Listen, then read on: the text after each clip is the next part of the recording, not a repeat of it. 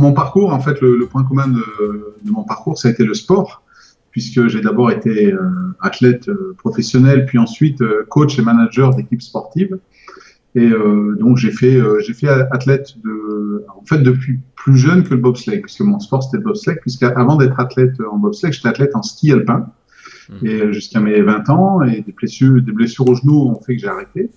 Après je suis passé au bobsleigh, et j'ai été athlète jusqu'à 31 ans, où là d'autres blessures m'ont amené à arrêter ma carrière d'athlète pour passer de l'autre côté de la barrière et devenir entraîneur, coach, manager d'équipe sportive. Et en fait, c'est vrai que le sportif, quand il atteint un certain niveau, il est souvent très entouré. C'est-à-dire que la base, c'est j'ai un entraîneur, j'ai un coach qui me dit comment faire, qui me dit techniquement comment m'améliorer, tactiquement. Après, on peut rajouter une pierre à l'édifice. Hein, ça peut être un préparateur mental, un préparateur diététique, etc. Quand on est vraiment dans un sport qui ramène beaucoup d'argent, ça peut être aussi un agent qui va gérer vos contrats, qui va gérer tout ça. Et en fait, pendant toute une période de ma vie, puisque tu parles des prises de conscience, en fait, je me suis laissé porter par ça. C'est-à-dire que j'étais un athlète, on me disait tu vas courir, j'allais courir. On me dit tu vas à la salle de musculation, faire de la musculation, je faisais de la salle de musculation.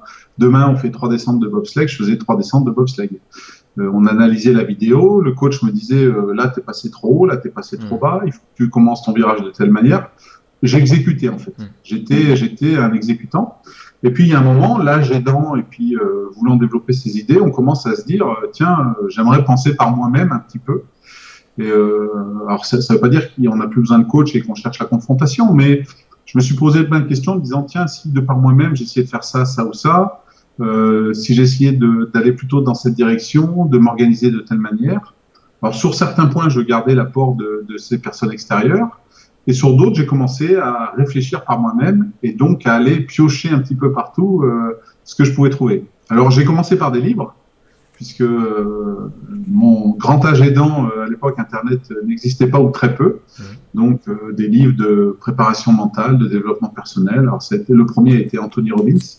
Hein, et puis petit à petit, au fur et à mesure de l'âge et puis des capacités techniques aidant, c'est vrai qu'Internet a été pour moi un formidable vivier d'inspiration et d'apprentissage tout au long de ma vie et continue à l'être. Donc voilà un peu la prise de conscience que j'ai eue, qui était je veux aussi penser par moi-même, je veux commencer à voir comment je peux me construire. Et c'est là où moi, je me suis tourné personnellement vers les études d'une part et l'apprentissage personnel d'autre part, ce que je n'avais pas fait étant jeune.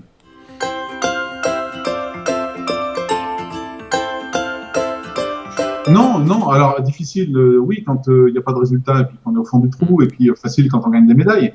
Mais sinon, non, c'est une période très bien. C'est aussi sympa d'être entouré et puis, entre guillemets, de ne pas avoir à réfléchir, de ne pas se poser de questions. Alors, quand tout va bien, c'est bien.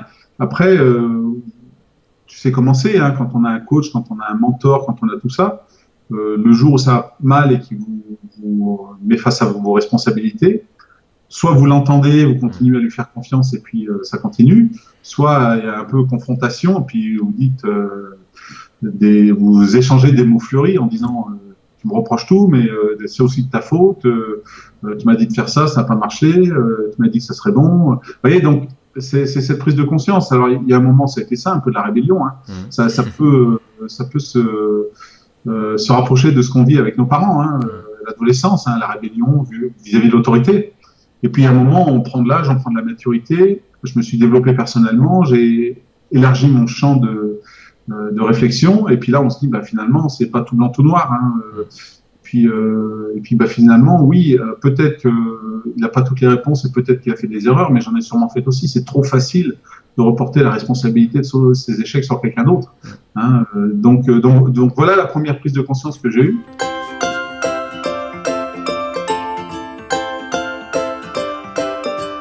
Alors oui, pas au début. Hein. Au début, quand tu es un jeune athlète, non. Surtout qu'au début, moi, ça a plutôt bien marché. Puis après, première grosse déception, deuxième, et puis oui, il y a d'abord alors le cheminement, ça a été, c'est pas de ma faute, c'est de la faute du coach. Mais après, il y a le cheminement aussi. Si c'est la faute du coach et que je suis pas content du coach, comment je fais pour performer? Et puis là, je dois me développer moi-même. Je dois compter que sur moi-même, entre guillemets. C'était un peu cette espèce de rébellion. Ok, je vais faire ce que je veux peux écouter le coach, mais comment je fais pour le remplacer? Est-ce que j'ai ses capacités? Est-ce que j'ai son expérience et tout ça? Généralement, le coach est plus âgé que nous. Donc, je dois remplacer les compétences qu'il a. Donc, tu commences à t'ouvrir, tu commences à étudier. Puis là, en étudiant, forcément, tu te rends compte que finalement, c'est pas la faute que du coach. Donc, d'un côté, tu développes tes compétences pour être tout seul, mais d'un autre côté, tu dis, ouais, mais j'en ai quand même besoin. Je parle souvent dans mes interventions de motivation. Il y a la motivation intrinsèque, c'est celle qui va te faire durer, le plaisir que tu retires à l'activité. Mais on a toujours besoin de motivation extrinsèque parce que dans tout projet, la motivation fait une sinusoïde et on a des moments où on a moins de motivation. Et c'est là où la motivation extrinsèque qui vient de votre entourage, que ce soit votre famille, vos collègues ou votre coach, votre entraîneur, va vous aider justement à surmonter ces moments de doute. Et donc, on a besoin de tout ça. Et on se rend compte de tout ça. Alors, des fois, un peu trop tard. C'est vrai que si j'avais eu ma maturité et mon état d'esprit de maintenant à l'époque où j'étais athlète, je pense que j'aurais fait une bien meilleure carrière. Mais on peut pas être et avoir été. Je suis très content de la carrière que j'ai faite et de la vie que j'ai eue après, même si j'aurais pu être meilleur. Mais oui, la prise de conscience a commencé au moment où j'étais athlète et par justement des premières prises de bec et des premiers résultats un peu moins bons.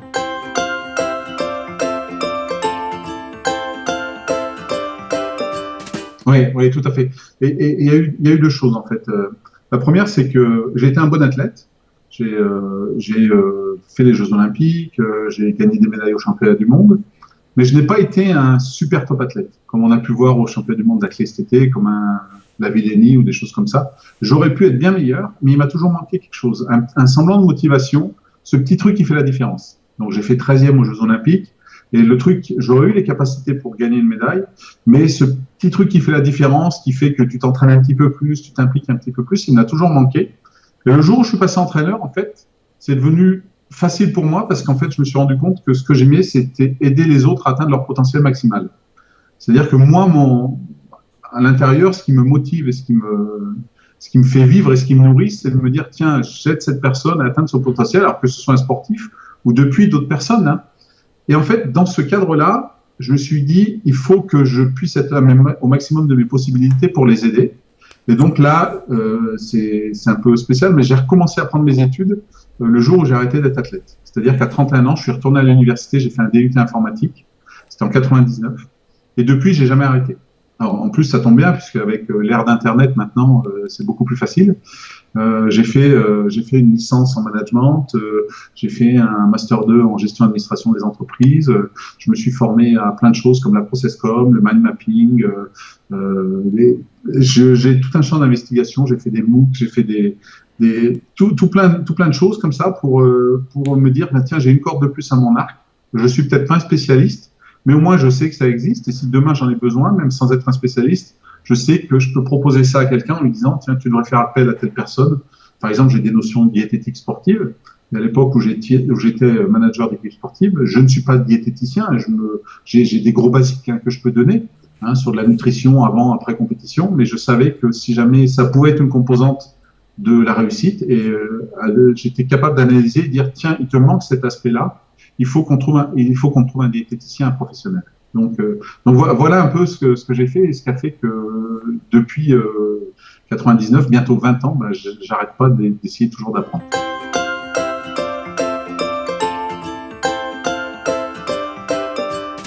Alors, la première chose, ça a été aussi une reconnaissance parce que j'avais le bac et puis j'avais pas de diplôme après. J'ai eu aussi une fierté déjà à avoir mon DUT informatique, alors que c'est qu'un bac plus 2 et j'avais 33 ans. Mais c'est vrai que quand on retourne à l'université à 31 ans, on voit les choses de manière totalement différente qu'à 18 ans ou 19 ans après le bac. Je me suis retrouvé avec des professeurs qui étaient plus jeunes que moi. La vie de famille n'est pas la même. On voit les choses différemment. On sait se fixer des objectifs. Et ça a été 2 ans merveilleux. Et le fait d'apprendre m'a beaucoup plu. Et puis après, les objectifs, ça a été en fonction de ce que je voulais. C'est pouvoir, par exemple, quand j'étais coach de bob, voir que les athlètes font la même erreur. Trois pilotes font la même erreur sur une piste de bob, mais ce sont 3 athlètes différents. Et peut-être que moi, pour être efficace, plutôt que de donner la même correction aux 3, il faut que je fasse 3 corrections différentes, parce qu'il y en a un qui va plutôt être visuel, dans la manière de se représenter les choses, un autre qui va être kinesthésique, un troisième auditif. Et donc, il faut que moi, je sois capable d'identifier ces canaux de communication pour pouvoir donner la réponse la plus adaptée possible à ces 3 pilotes pour qu'ils progressent le plus vite possible. Donc voilà un peu la stratégie que j'ai eue. Donc je me suis dit, tiens, j'ai un manque là-dedans, j'essaye de le combler, j'ai un manque là-dedans. Après, c'était, est-ce que je peux le combler à 100% ou alors est-ce que juste avoir une approche globale va me permettre d'être suffisamment formé pour lui répondre. Et donc j'ai mené tout ça. Après, j'ai eu aussi, la deuxième approche, ça a été les contraintes qui sont liées au sport de haut niveau, par exemple de gestion du temps, d'efficacité, ce qu'on recherche de partout, ce qu'on recherche dans l'entraînement. C'est-à-dire, est-ce qu'on peut faire plus de choses en moins de temps en étant tout aussi efficace? Dans moi, la gestion de mon quotidien en tant que manager d'équipe sportive, c'est ce que j'ai cherché. Et bon, j'ai fait beaucoup de formations sur la gestion du temps, le mind mapping, la manière de diffuser l'information, etc., de l'organiser pour qu'on soit le plus efficace possible.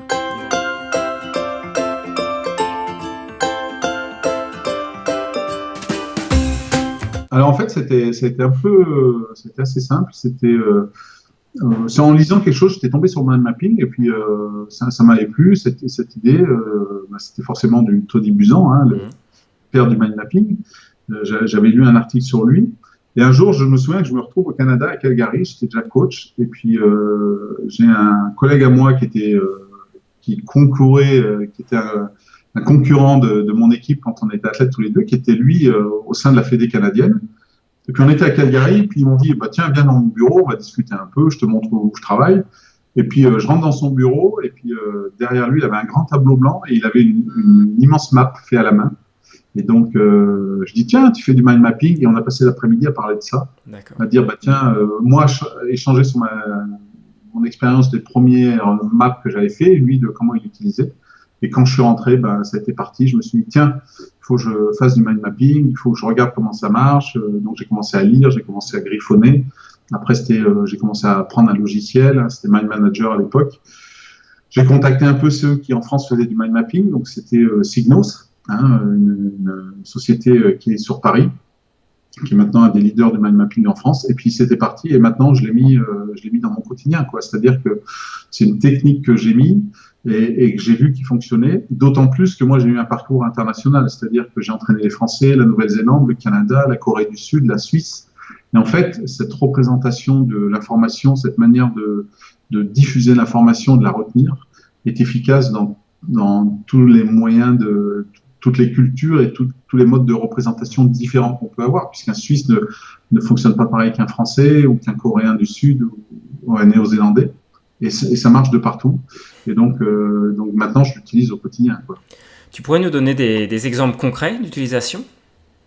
Par exemple, un des exemples les plus frappants que j'ai eu, c'est pour nos semaines de compétition. On a une semaine qui est quand même assez réglée, c'est-à-dire que on sait qu'on a des entraînements 3 jours, un jour de repos, 2 jours de compétition, et puis un jour de voyage pour la compétition d'après. Et on a toujours un premier comité de course qu'on fait, c'est la réunion au début de la semaine avec tous les chefs d'équipe qui nous disent un peu les horaires, tout ça.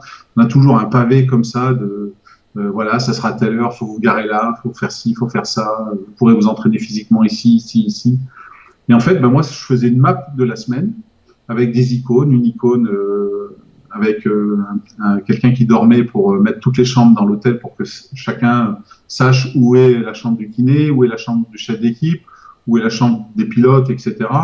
Je faisais une icône avec quelqu'un qui faisait de la musculation pour dire physiquement on va s'entraîner à telle heure, à tel endroit, et puis les horaires de descente d'entraînement, à quelle heure est la compétition, où se situent les cérémonies de remise de médailles, etc.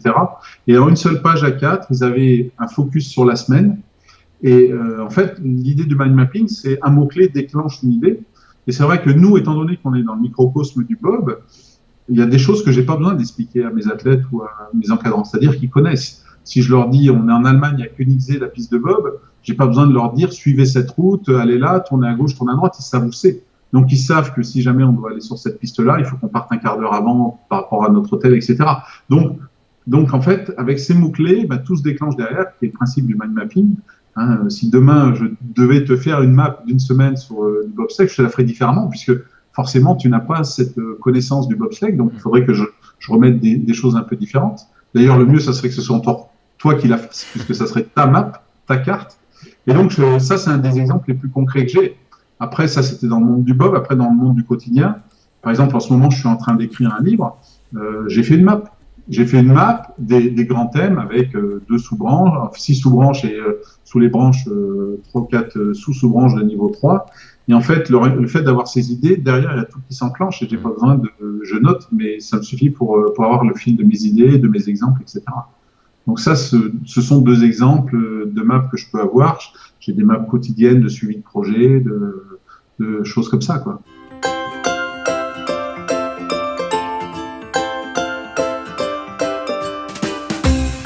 Alors, au début, ils se demandent un peu ce que c'est.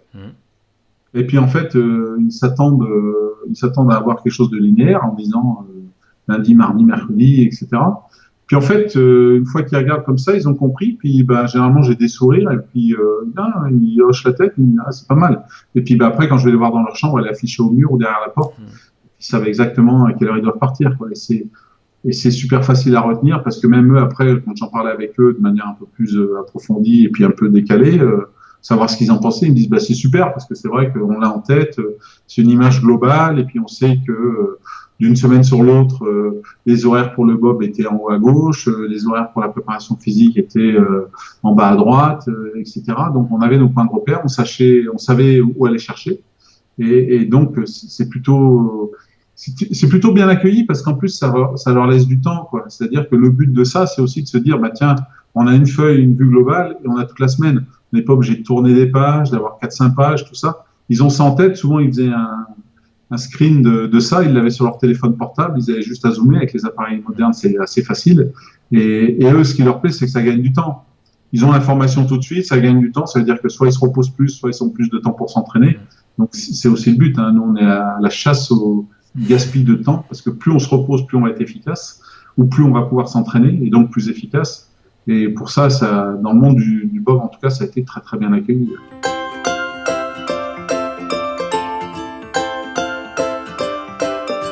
Non, là j'ai arrêté, donc j'ai fini mon expérience avec la Corée du Sud, donc il n'y a pas longtemps, il y a 6 mois. Et donc je suivrai depuis mon canapé les prochains Jeux Olympiques. Normalement, hein. Après on ne sait jamais, hein, le monde du sport est ainsi fait qu'on peut être appelé et on peut être viré assez vite.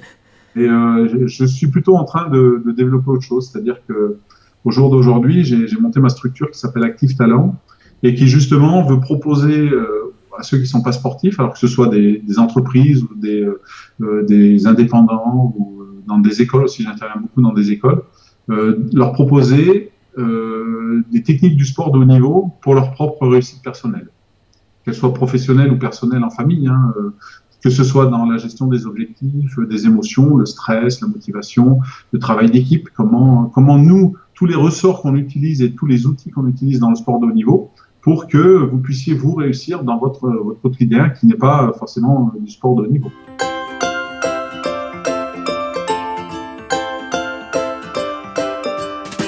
Tout à fait, tout à fait. C'est-à-dire que je fais les deux, je mixe les deux, parce que c'est aussi bien. Je veux pas faire peur, hein, c'est souvent un peu le souci qu'on a, c'est-à-dire que on dit tiens, si on fait tout en map, est-ce que les gens vont comprendre? Il y en a certains aussi qui fonctionnent dans le monde où ils ont besoin d'un pavé pour comprendre. Il y en a qui fonctionnent comme ça, il y en a qui sont réfractaires au mind mapping, c'est compréhensible. Généralement, ce que je fais, c'est que je fais les deux versions.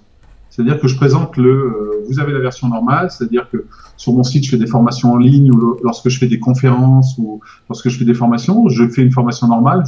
Je peux faire un PowerPoint, alors j'allais pas dire normal, mais un PowerPoint quand même qui tient la route et tout ça. Et à la fin, je peux leur envoyer par email une map qui fait un résumé de ma conférence. C'est-à-dire qu'en une seule map, ils ont le résumé de ma conférence. Et souvent, ils les comparent par rapport à leurs notes. Ils me disent tiens, c'est bien parce que sur ta carte, j'ai tout. Et puis, je leur explique, mais écoutez, vous savez que cette carte, c'est moi qui l'ai faite avec mon ressenti. Alors, après, je leur donne le lien vers des logiciels de mind mapping, hein, qui peuvent être gratuits, hein, comme Xmind.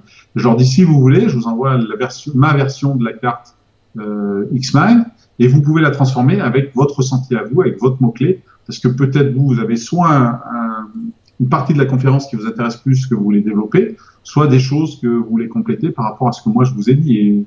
Et donc, généralement, ça marche assez bien. Mais la première approche, elle est mixte. Elle est à la fois mind mapping et à la fois linéaire. le monde que tout le monde connaît. Je n'ai pas dit maîtrise, mais au moins connaît.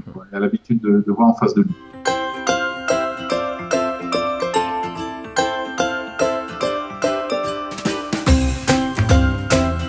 Oui, tout à fait. Ouais. Et puis, c'est une époque, j'étais beaucoup dans l'apprentissage de la gestion du temps. Et c'est vrai que j'ai lu les grands classiques, qui peut être la méthode GTD de David Allen, tout ça. Et par exemple, c'est une méthode qui peut-être que certains vont lire le livre et vont l'appliquer à 100%. Moi, j'ai pris des trucs dans la méthode GTD, j'ai pris des trucs dans une autre méthode, et en fait, je me suis fait ma méthode à moi de gestion du temps. Alors, qui prend des aspects de la méthode GTD, qui va prendre des aspects d'autres méthodes. Alors, il y a la revue hebdomadaire, par exemple, que j'ai gardée de la revue GTD. Pour ceux qui sont intéressés, s'ils tapent revue hebdomadaire GTD dans Google, ils trouveront facilement de quoi je veux parler.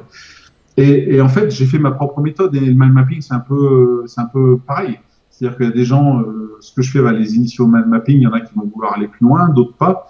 Mais tu as tout à fait raison, il faut respecter les modes et les méthodes d'apprentissage de chacun, les méthodes de pensée. Et c'est ce que je m'efforce de faire, tout comme les athlètes, il y a plusieurs moyens d'y arriver. Je veux dire, des fois, c'est des grands qui gagnent, et ça peut être des petits. Un sport comme le tennis, il n'y a pas que des grands de 2,10 m qui gagnent, il y a des tout petits qui se déplacent très vite, etc. Donc là, j'applique la même chose dans mon mode de diffusion de mon, entre guillemets, savoir. Donc, que ce soit par mes formations en ligne ou mes interventions en présentiel, je mixe toujours les deux.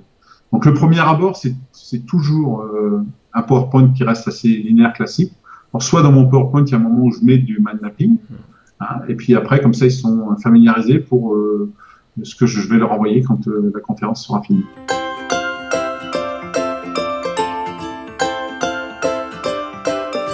Alors, j'ai longtemps utilisé que logiciel. Parce que j'avais une croyance limitante du fait que j'étais gaucher, je suis gaucher, et que j'ai toujours eu du mal à dessiner, et que mes cartes à la main étaient moches comme tout. Et c'est vrai que j'ai appris entre autres avec ce que tu fais au niveau du sketchnoting. Ma fille qui adore dessiner, on s'est mis à faire des ateliers sketchnoting, à faire des petits bonhommes, à faire des petites choses comme ça, et je recommence à trouver du plaisir à faire des cartes à la main. Par contre, je consacre ça qu'aux cartes simples. C'est-à-dire que j'ai encore du mal à la main à tracer des cartes un peu plus fouillées. Et là, c'est vrai que le logiciel, maintenant, j'ai l'habitude. C'est vrai que les copier-coller, déplacer, effacer, refaire, j'ai une banque d'images. Je me suis organisé pour que tout ce qui est mind mapping en logiciel soit facile pour moi. C'est-à-dire que, par exemple, c'est tout bête, mais je travaille en double écran. Chez moi, à l'ordinateur, d'un côté, j'ouvre ma banque d'images. Et puis, quand je fais ma map, je sais où aller chercher. Je me suis organisé un répertoire avec des images qu'on utilise pratiquement tout le temps, parce qu'on peut avoir 50 000 images, mais on sait si on en a 100 qui sont bien classées, on va utiliser que 100. Et donc, je mets ça, vous voyez, vous mettez ordinateur, argent, des flèches qui montent, des flèches qui descendent, une équipe, de la verdure pour l'écologie, des choses comme ça. Avec 100 icônes bien choisies, on arrive à mettre des images dans toutes nos cases. Et donc, ça va beaucoup plus vite pour moi. Donc, après, je commence à retrouver un peu de goût artistique. J'ai longtemps utilisé Mind Manager, qui est une des références, mais c'est un peu quand même, c'est germanique à la base, c'est allemand, c'est un peu à la mode allemande, c'est-à-dire que ça reste très carré. Et si on prend Xmind, qui est un logiciel gratuit, il y a un peu plus de couleurs, c'est un peu plus rond, c'est un peu plus créatif, un peu plus touchy, et je commence à aimer un peu plus mettre de couleurs comme ça dans mes cartes, et que ce soit un peu moins linéaire. C'est-à-dire que j'utilisais le mind mapping, mais j'avais moi besoin aussi de quand même du linéaire, que ce soit bien équilibré à gauche, à droite, que ce soit la même grandeur, la même taille de police. Et maintenant, je me plais, depuis que j'ai repris un peu le crayon pour faire du sketchnoting et des petites maps à la main, je me plais à mettre un peu plus de fantaisie dans mes maps. Et c'est pas plus mal, c'est marrant, c'est une évolution que j'ai vu récemment, et c'est sympa de remarquer ça.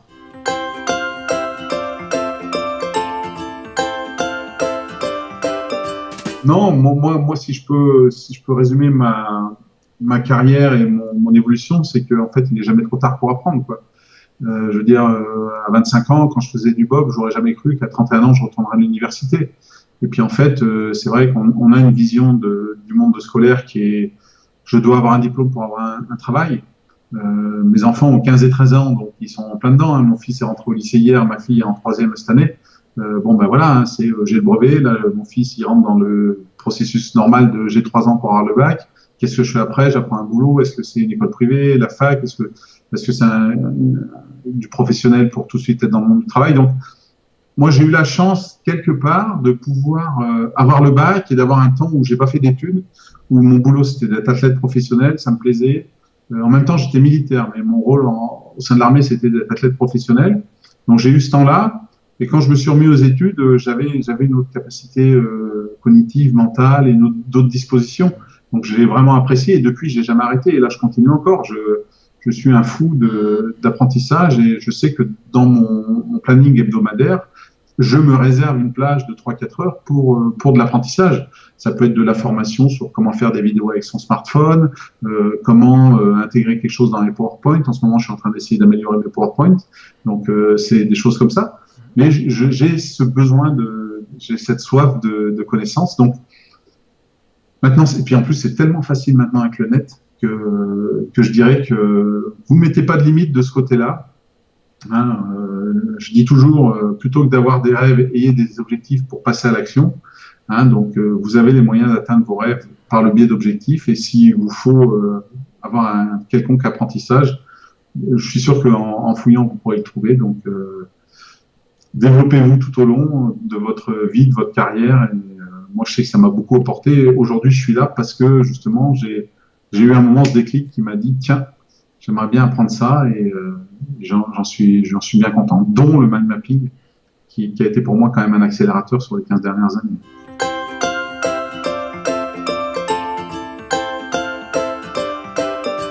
Le plus simple, c'est mon site, c'est activetalent.fr. Donc, activtalent.fr. Et puis après, vous avez des liens vers tous mes profils professionnels. Ou si vous tapez sur Google, normalement, vous devrez me trouver. Donc, à l'art, il y a un seul L. Sinon, vous allez avoir du mal. Mais mon site, et puis après, j'ai ma page pro Facebook, j'ai ma page LinkedIn. Donc, vous avez mon numéro de téléphone qui apparaît assez vite sur mon site. Donc, je suis friand d'échanges et je me suis construit comme ça. Donc, faut pas hésiter à me contacter et puis à revenir vers moi sans aucun souci.